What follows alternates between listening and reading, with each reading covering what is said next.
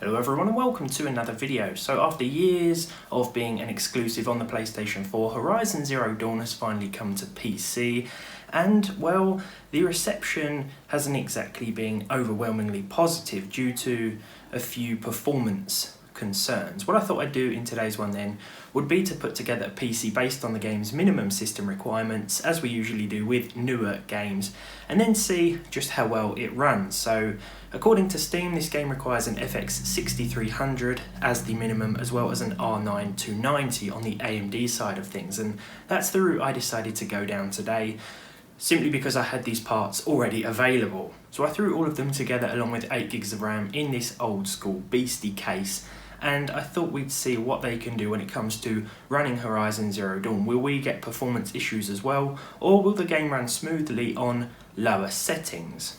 Let's find out. Now there are a couple of things to bear in mind.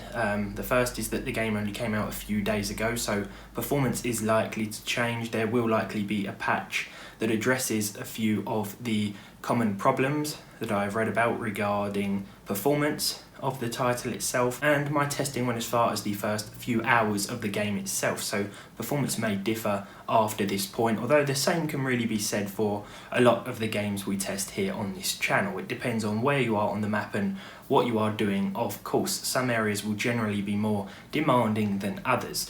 If there are significant changes with any upcoming patches, then I'll be sure to let you know, and we'll rerun the tests when or if that happens. So we've got our components installed within this old Zalman case here, and we've also got a liquid cooler sitting atop the old 6-core. It's only a cheap model that I paid about £7 for on sale a few months ago, but it does mean that the processor idles at just over 30 degrees, and therefore a lot cooler under load as well. For the RAM, we have two 4GB sticks of 1600 MHz DDR3 in dual channel, along with the once overheating R9 290.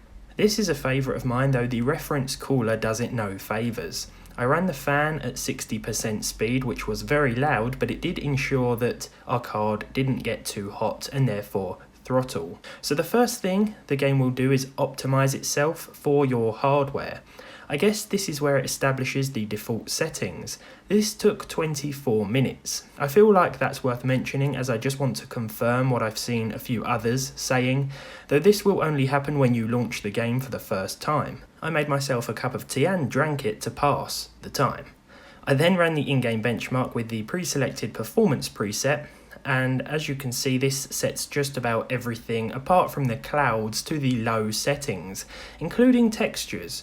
So the benchmark test gave me a few problems first of all. The initial run gave us some missing textures, black squares instead of buildings, and see-through environments.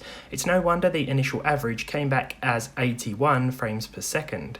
I have no footage of this as the video file got corrupted due to my machine freezing. This only happened once after alt-tabbing out of the benchmark to the Windows desktop, so I never saw this problem again, and I then started the story, quit, and then reran the benchmark, which seemed to fix it.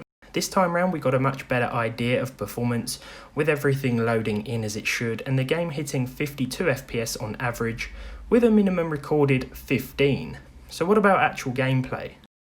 So the first piece of gameplay that I recorded and tested was pretty early on in the game. It took place in this cave here. Now I wanted to include this because I saw a few texture problems with the smoke, most notably. There were a few flickering black squares which I couldn't really figure out how to fix, adjusting various settings and no luck, but this only happened here and nowhere else in the game, so it's hard to explain it away. Nonetheless, the average wasn't too bad, and we saw 56 frames per second on average, with a 1% low of 29 and a 0.1% low of 10. So there were a few stutters here and there, but overall this early level performed quite well at the albeit low settings with 1080p resolution. So it really wasn't too bad, to be honest, and it performed better than I thought going into this, considering we are using the minimum recommended requirements.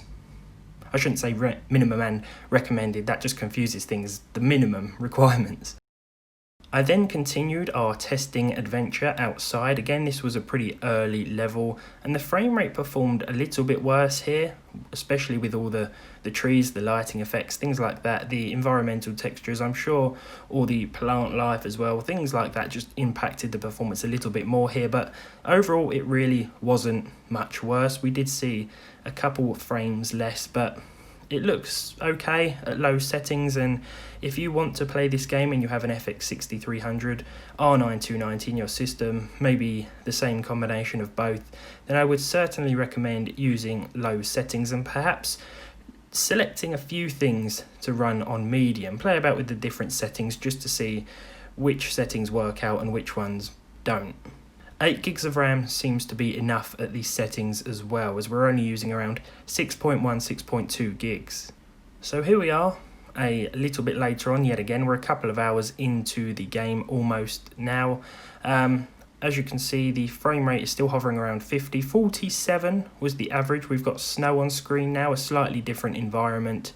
And yeah, 47 is still what I would call playable. The 1% low was 32 and the 0.1% low was 19. So again, it's an okay experience here. 60 frames per second isn't going to be achievable even with the low settings at 1080p on hardware like this.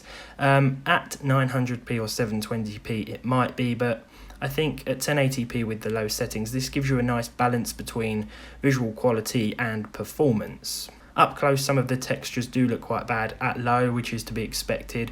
So if you want to play this game when you have relatively old or weaker hardware, I would just mess around with the texture settings to see which works best.